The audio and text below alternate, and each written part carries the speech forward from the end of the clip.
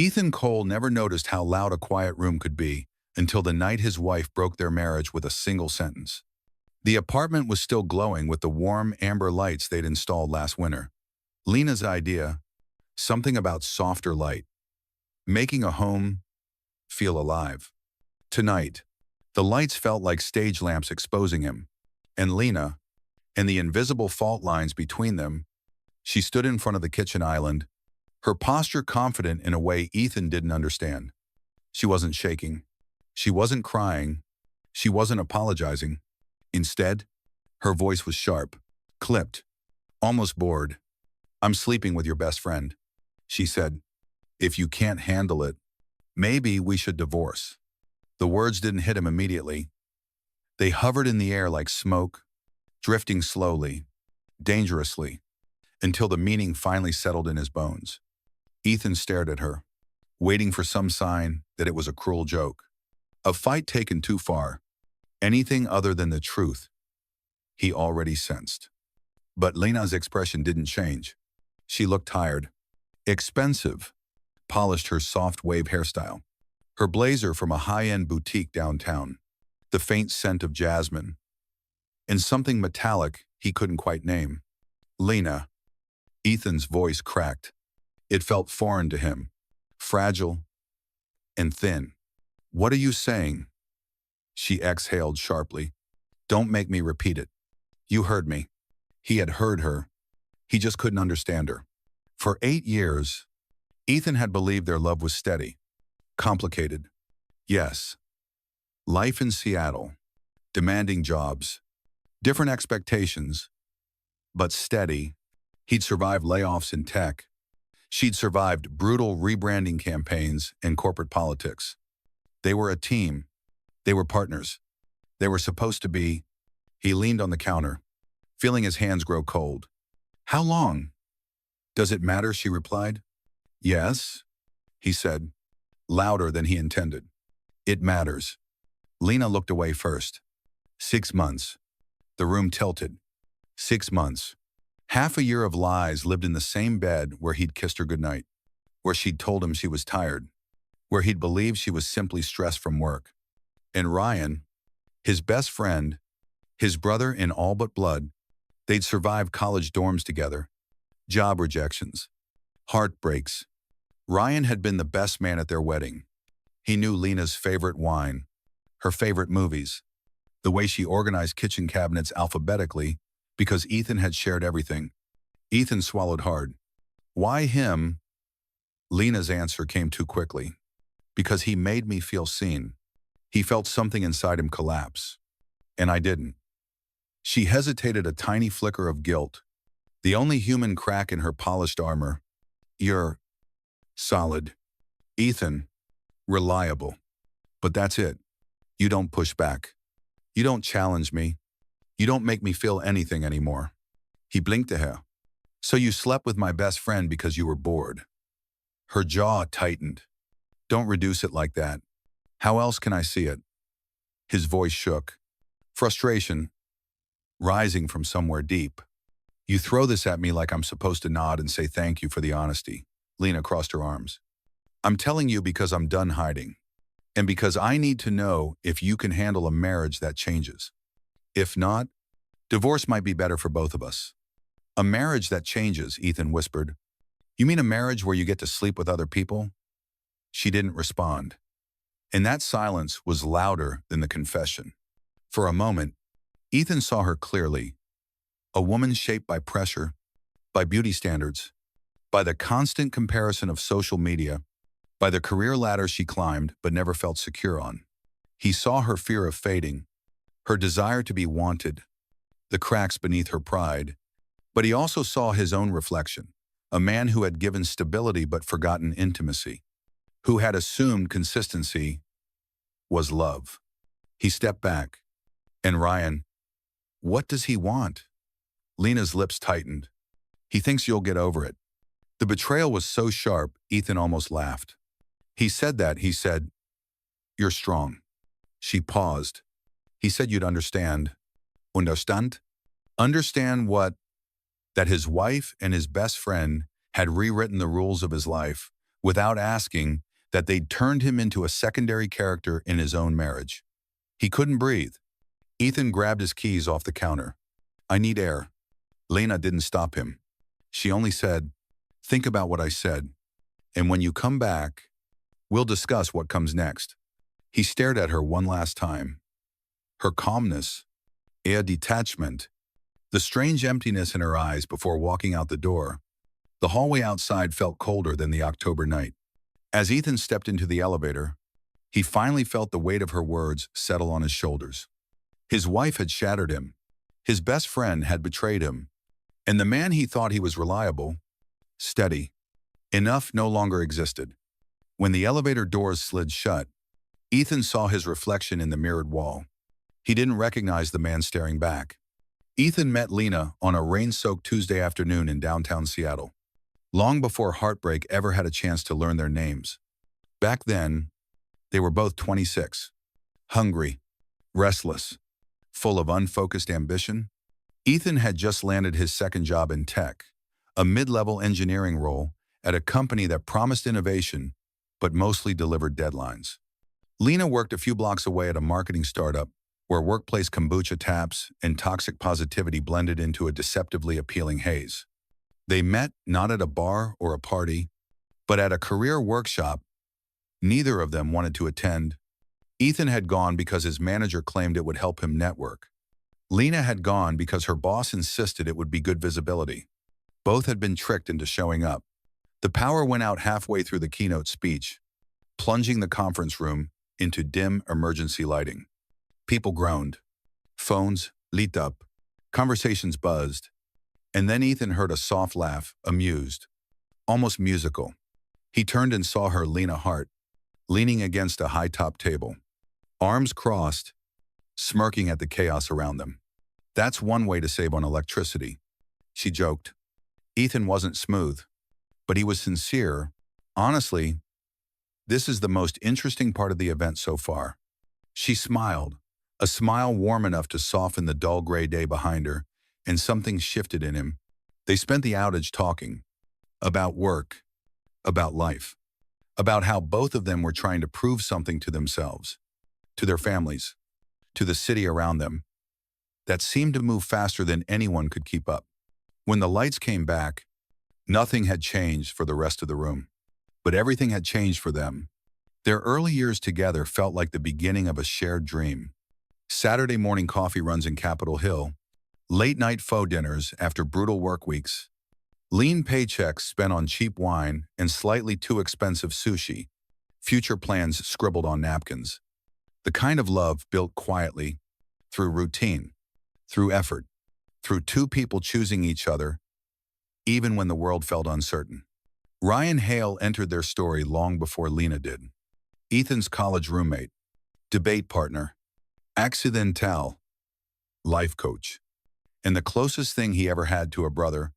Ryan was chaotic, where Ethan was calm, reckless, where Ethan was thoughtful. But he was loyal, or at least Ethan had always believed so. When Ryan met Lena for the first time, he'd nudged Ethan afterward and said, "You're going to marry her. Don't screw this up." And Ethan hadn't. He built a life, a stable one, the kind he thought Lena wanted. But stability, as it turned out, had cracks of its own. By year 5 of their marriage, Ethan's career had taken off. Long nights at the office, Slack messages buzzing at midnight, a quiet sort of exhaustion that settled into his bones. He assumed Lena understood she was ambitious too. After all, they had talked about it, agreed on it. This was the price of success in modern America: burnout, constant pression, a life lived half online. But somewhere between promotions and tech conferences, Ethan stopped noticing the little things, the way Lena lingered in front of mirrors longer than before, the way she asked him to go out more and accepted his maybe next week without argument, the way she began posting curated photos of herself on social media, polished, flawless, hungry for something she couldn't name. Ethan wasn't unloving. He was simply tired, the kind of tired that dulls the edges of attention, until you no longer see what's right in front of you. And Lena, she began feeling invisible. To her coworkers, She was brilliant, confident, magnetic. To her followers, she was enviable. To the world, she was thriving. But to the man she'd once built dreams with, she was becoming a distant echo, her voice softened by compromise, her needs slipping through the cracks of his exhaustion. Small resentments started forming between them, subtle at first. "You didn't notice I cut my hair. You're not listening. Do you even want to talk to me? Or are you just tired again?" He apologized. She forgave him, but pieces chipped away, bit by bit. And Ryan, always dropping by, always yoking, always charming, became a comfort. Neither of them saw creeping in until it was too late. For Ethan, Ryan was a lifeline to simpler years. For Lena, Ryan was attention, validation, someone who looked at her like she still mattered. She didn't fall all at once. People rarely do. It was slower, the kind of slow that feels harmless until it isn't. A private joke here, a too long gaze there. A moment when Ryan complimented her dress while Ethan was too distracted by work to look up from his laptop. And then later, the first message. "You deserve someone who sees you." Lena should have ignored it. She didn't. Ethan never realized when emotional unavailability stopped being a symptom of stress and started becoming a wedge between them. He never saw how lonely she had grown, how much she resented the version of herself she'd turned into beside him. But he also didn't see how his silence interrupted her cries for connection, how she began mistaking adrenaline for affection, how Ryan, the man Ethan trusted most, filled a void Ethan hadn't known existed. Looking back, the signs were there. The nights Lena stayed out late with coworkers, the way she locked her phone, Ryan answering calls from a new room in his apartment, never the living room Ethan knew so well. The way Lena sometimes looked at Ethan, like she was studying a language she no longer understood. The cracks had begun long before the confession. Ethan just didn't know how deep they ran. Outside, rain swept across the Seattle skyline. Tapping softly against the windows of the past Ethan thought was unbreakable. Inside that past, two people tried to love each other earnestly, imperfectly, while the world pulled them in different directions. They didn't know then that every small, unnoticed moment was slowly stitching together the night when everything would finally fall apart. The first sign wasn't dramatic. It wasn't a fight, or a slammed door, or a confession whispered in guilt. It was the way Lena stopped kissing Ethan goodbye in the mornings. It happened gradually, so gradually, that Ethan didn't even notice until one day he walked out the door, reached the elevator, and realized he hadn't felt her lips touch his in nearly 3 weeks. But life was busy, exhausting, full of noise. Small things slipped away unnoticed. Lena had always been stylish, but suddenly she was radiant in a way that didn't feel accidental. New dresses, new perfumes, new heels delivered in sleek black boxes. Ethan complimented her. Of course he always did, but she no longer softened under his gaze the way she used to. Her response was polite, detached, like a coworker acknowledging a routine remark. "Thanks," she'd say, her smile brief, her focus already elsewhere. At night, she curled away from him in bed more often. During dinners, her eyes flicked to her phone too quickly, too often. When she laughed, it wasn't with him, it was at messages she never fully explained. Ethan felt something slipping, the way you feel the tide pulling sand from beneath your feet, but he didn't know how to name it, or how to stop it. He only knew that Lena was there, and yet somehow unreachable. Social media didn't help. Lena's posts grew bolder, elegant outfits, dimly lit rooftop bars, witty captions about finding yourself. The likes came fast. Compliments poured in. Ethan noticed, but didn't comment. He never knew what to say that didn't feel performative. He saw her laugh at comments he didn't understand, talk to coworkers whose names he barely recognized. Once, late at night, he scrolled through her feed and found himself staring at a photo she'd posted a week earlier, Lena in a silver dress, the city skyline behind her smile bright, but not relaxed. It was the smile she used for strangers, not for him. In the background reflection of the restaurant window, he thought he saw Ryan's silhouette, He blinked, zoomed in, the reflection blurred, distorted, inconclusive. It could have been anyone. It could have been no one. But the thought lodged itself in the back of his mind like a splinter. Ethan tried to fix things in the only way he knew, by doing more help around the apartment, more thoughtful questions, more effort to stay awake when she came home late.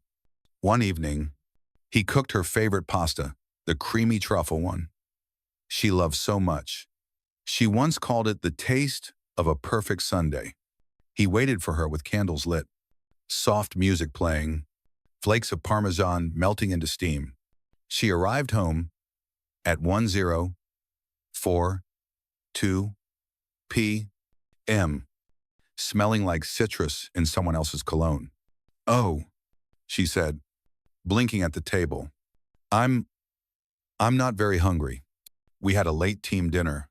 Ethan smiled, even though his chest tightened. "That's okay. I can pack it up. I'm exhausted." Lena murmured, brushing past him. "I'm going to take a shower." He nodded. "Sure." But inside, something cracked thin, invisible, dangerous. Ryan, too, had changed. He called less. He joked less. He visited less. When they did meet, he seemed nervous, jumpy, like someone hiding a bruise beneath his shirt.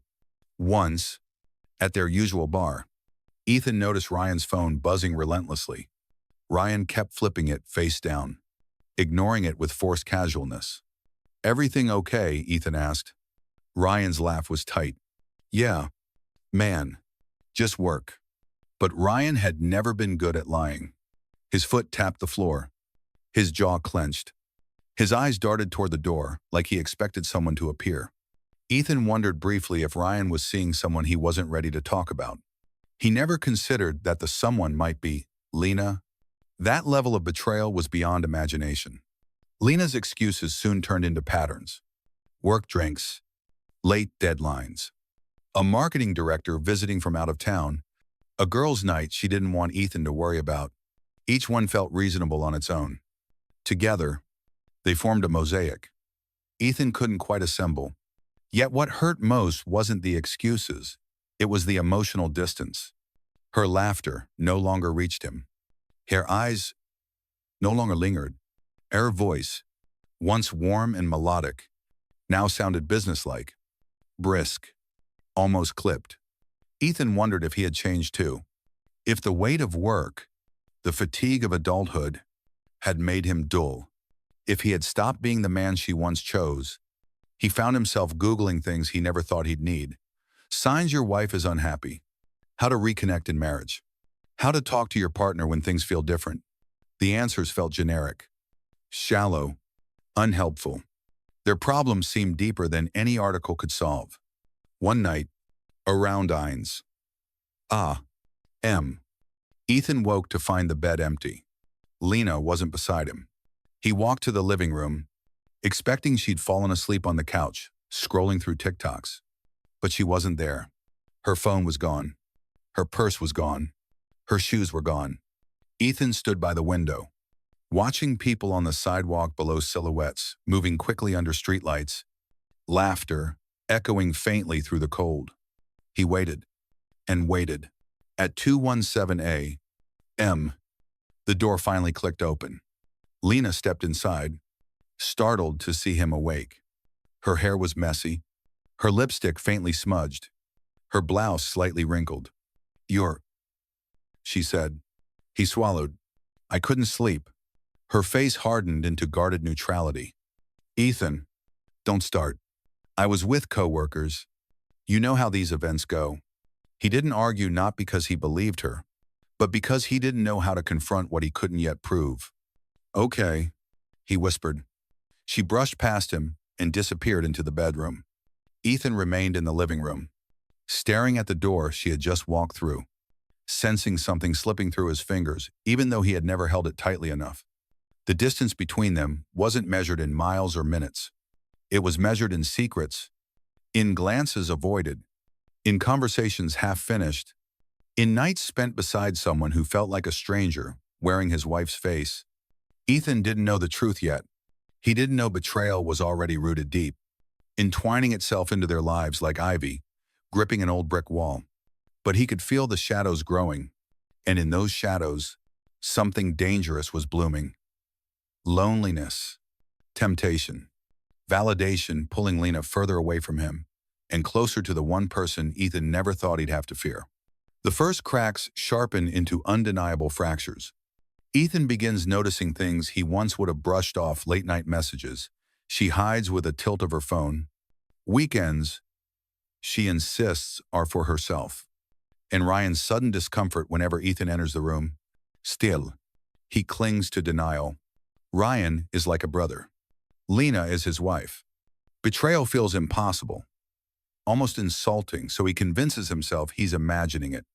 But the truth arrives, not as a tearful confession, but as a test.